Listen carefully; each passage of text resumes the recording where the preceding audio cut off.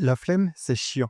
Se lever de son lit le matin sans vouloir détruire son réveil, commencer ta journée comme tu l'avais prévu, avec un grand sourire en plus de ça, sans que ça devienne le truc qui va déterminer l'état de ton humeur jusqu'à la fin de la journée. Oui, c'est dur, on ne le contrôle pas toujours. Pourtant, c'est tellement essentiel.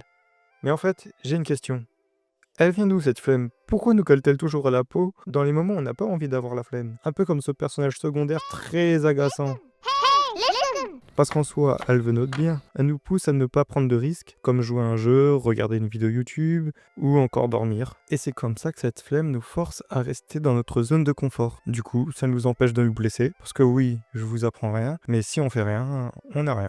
Du coup, la flemme, elle est souvent influencée par nos émotions et nos pensées. Ce qui veut dire que juste s'imaginer, essayer, réussir, mais aussi échouer, sont des causes pour créer la flemme. Ce qui veut dire que l'on peut aussi réveiller notre motivation, nos ambitions, notre confiance en soi, seulement en s'imaginant des sentiments futurs. Par exemple, si tu veux devenir riche et que tu as un projet solide, maintenant, à chaque fois que tu souhaites travailler sur tes projets, imagine-toi à la fin de ta session de travail, avoir réussi à gagner assez d'argent pour te reposer jusqu'à ta mort, tout ça en 1 heure de travail. Même si tu sais pertinemment que c'est impossible, mais au moins ça t'aura permis d'augmenter ta jauge de motivation. Par contre, attention, ces émotions qui sont tes plus grands alliés au quotidien peuvent aussi se retourner contre toi si tu les sollicites trop souvent. Elles peuvent t'amener le stress et le doute. Et ça, c'est pas cool.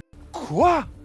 C'est pas cool? En réalité, on considère tous inconsciemment que notre situation actuelle est la meilleure chose qui nous soit arrivée, même si celle-ci n'est vraiment pas terrible. Alors que pourtant, si on commençait à entreprendre ce voyage vers l'inconnu, on ne pourra que en sortir plus grand. Comme ce qu'a dit Nelson Mandela, je ne perds jamais, soit je gagne, soit j'apprends. Du coup, pour toujours maintenir cette motivation, la solution serait de savoir comment s'avancer vers l'inconnu, quand on le souhaite et où on le souhaite. Et pour ça, il y a 2 choix qui s'offrent à nous pour réussir à ne plus avoir la flemme. Le premier, c'est la vie elle-même, qui te laissera même pas l'occasion de pouvoir avoir cette flemme. Par exemple, une guerre, ta maison qui brûle. Mais bon, c'est pas l'idéal. En plus, ça ne résout pas le problème de base qui est de sortir de sa zone de confort, sans l'aide inespérée d'un élément extérieur. Donc la deuxième solution, c'est rien. Bravo. Parce qu'en vrai, un rien peut tout changer. Je m'explique avant que tu viennes prendre ma veste.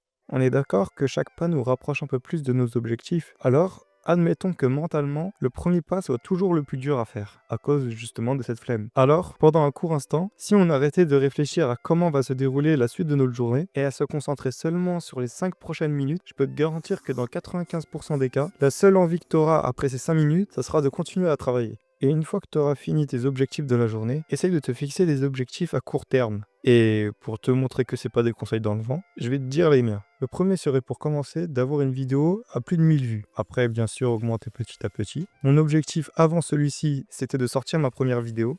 Et pour mon objectif à long terme, ce serait de créer une communauté soudée qui se pousse mutuellement à devenir de meilleures personnes. Mais mon objectif principal de chaque journée, ça reste et ça restera mes 5 prochaines minutes. Et surtout, ne pas oublier de se féliciter à la fin de chaque objectif, même s'il est tout petit. Ça fait toujours plaisir et ça booste sa confiance en soi, donc on va pas cracher dessus. Et en plus de ça, ça t'aide à mieux recommencer ta journée le lendemain. Perso, j'ai mis 1 an avant de comprendre ça, alors que la solution était toute bête. J'avais tellement envie de commencer les vidéos à 20 ans, pour documenter justement ma vingtaine jusqu'à ma trentaine, mais à force de procrastiner, mes 21 ans sont arrivés plus vite que prévu. Mais bon, pour moi, ma vingtaine n'aura pas servi à rien, car grâce à ça, ça m'aura permis de mieux me comprendre et de mieux savoir où je vais. Donc en gros, sur cette chaîne, on va plutôt parler de psychologie humaine, de façon de penser, qui peut différer selon notre origine, nos cultures, etc. Mais en gros, je vais essayer de documenter ma vingtaine, tout en réalisant des défis qui me forceront à dépasser mes limites physiques, mentales ou même financières, pour devenir la meilleure version de moi-même. Sur ce, prenez soin de vous et souvenez-vous que le premier pas n'a pas besoin d'être grand, il a seulement besoin d'exister.